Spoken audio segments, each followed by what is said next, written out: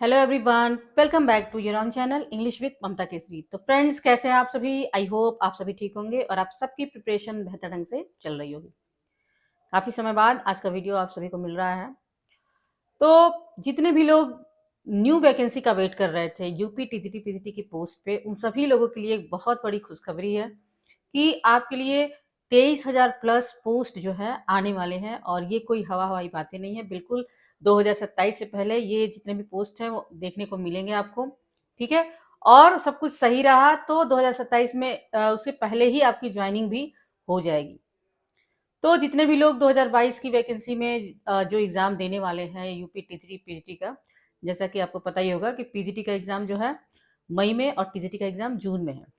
तो इसके लिए तो आपको मेहनत शिद्दत के साथ करना है, पूरा पूरा एनर्जी लगा करके मेहनत करना है, बिल्कुल फोकस होकर के तैयारी करना है। और किसी कारणवश यदि आप कुछ नंबरों से चूक भी जाते हैं तो भी आपको परेशान होने की ज़रूरत नहीं है और ना ही अपनी तैयारी को रोकने की ज़रूरत है, क्योंकि काफ़ी अच्छी खासी मात्रा में सीटें देखने को मिलेंगी न्यू वैकेंसी में।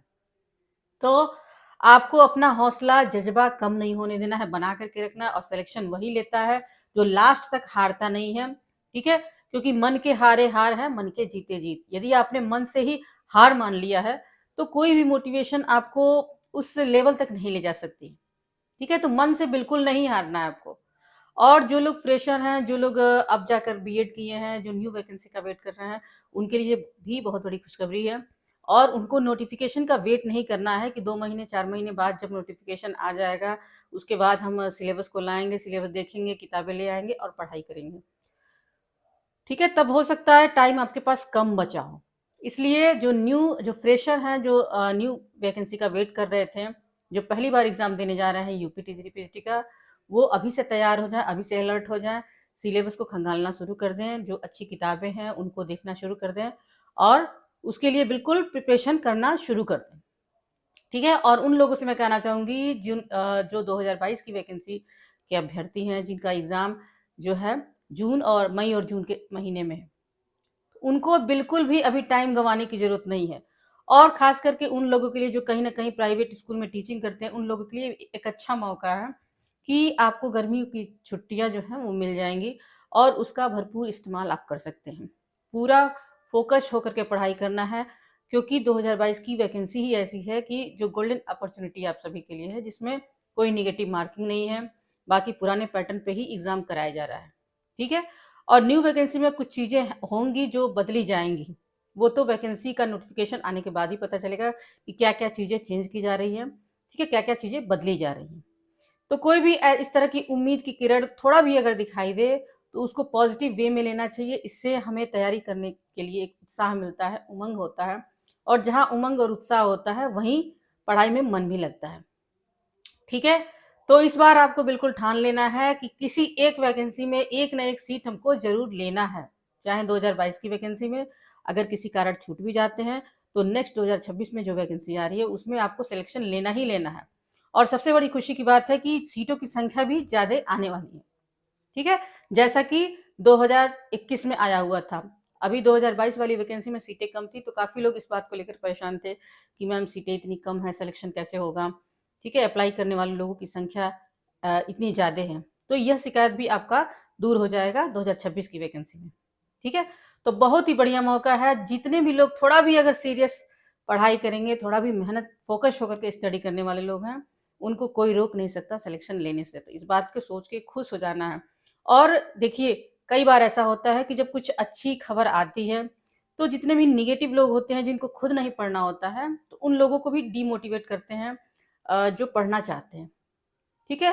तो ये सुनने को आपको मिलेगा कि अरे बस हवा-हवाई बातें हैं, सरकार ये करता है, वो करता है, ऐसा कुछ होगा नहीं, न्यू वैकेंसी आएगी नहीं, बस सब दिखावा है। तो उन लोगों की बातों में आपको नहीं जाना है। ठीक है? जहाँ भी सिलेक्शन वही लोग लेते हैं कि जहाँ थोड़ा-सा भी उम्मीद दिखाई दे, थोड़ा-सा भी उम्मीद की किरण दिखाई दे, उसको पॉज़िटिव वे में लेते हैं और पूरे एनर्जी के साथ अपने लक्ष्य को प्राप्त करने के लिए जुट जाते हैं। और 2022 की वैकेंसी के जितने भी लोग हैं, उनसे ये कहना चाहूँगी कि आपको अपना 1 मिनट भी बर्बाद नहीं करना है, जहाँ से आप टाइम निकाल सकते हैं।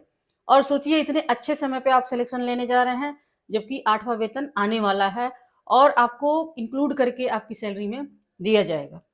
तो सोचिए कितना कितना गोल्डन अपॉर्चुनिटी आप सभी के लिए। यदि ये मौका आप गंवा देते हैं तो आगे आने वाले 4 वर्षों 5 वर्षों बाद आपको रिग्रेट फील होगा कि इतना अच्छा मौका मिला था, इतनी ढेर सारी वैकेंसीज आई थी और हमने लापरवाही कर दिया, हमने मेहनत नहीं किया, और नहीं तो हम आज 1 लाख प्लस की सैलरी पा रहे होते।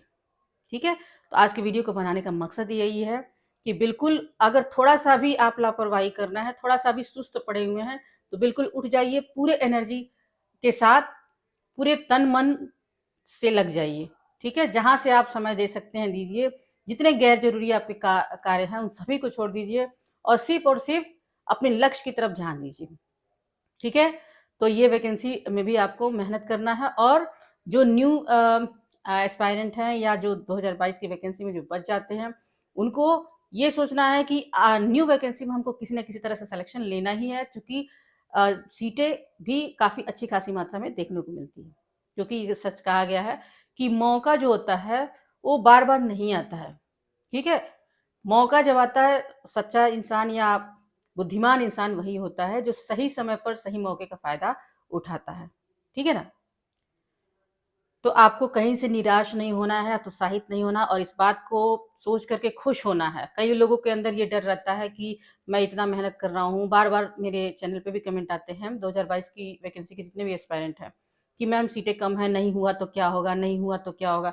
तो जैसे ही ये डर आपके मन में आता है कि इतना मेहनत मैं कर रहा हूँ, अगर नहीं हुआ तो क्या होगा?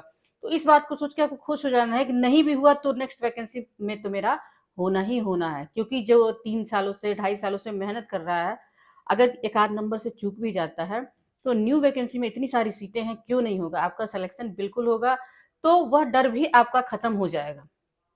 ठीक है? जैसे ही डर खत्म होता है, हमारा हौसला बढ़ जाता है और हम दुगना मेहनत करते हैं, और कहीं न कहीं हमने जो लक्ष्य डिसाइड किया है उसमें सफल हो जाते हैं। ठीक है? तो आपको बिल्कुल थकना नहीं है, हारना नहीं है, रुकना नहीं है। उसी एनर्जी के साथ, उसी उत्साह के साथ जैसे आप शुरू से चलते आए हैं, बिल्कुल मेहनत करना है। लो फ़ील सबको होता है, सबके साथ ऐसा होता है। बहुत बार ऐसा होता है कि हमने बहुत कुछ पढ़ा है और हमें एक तरफ से पढ़ते जा रहे हैं, एक तरफ से भूलते जा रहा है, क्या होगा? पता नहीं जो हम पढ़ के जा रहे हैं एग्ज़ाम में मिलेगा या नहीं मिलेगा, ऐसा सबके साथ होता है। आज जो आपको सफल दिखाई दे रहा है, ऐसा नहीं है कि बिल्कुल सीधा रास्ता था, पढ़ते गए और आसानी से सिलेक्शन हो गया। सबके मन में ये डर होता है, सब लोग परेशान होते हैं, सब लोग डिमोटिवेट होते हैं। लेकिन आपको खुद से ही खुद को मोटिवेट करना है, खुद से ही खुद को जितनी बार गिरते हैं उतनी बार उत्साहित करना है, उठाना है और अपने लक्ष्य पे चल पड़िए।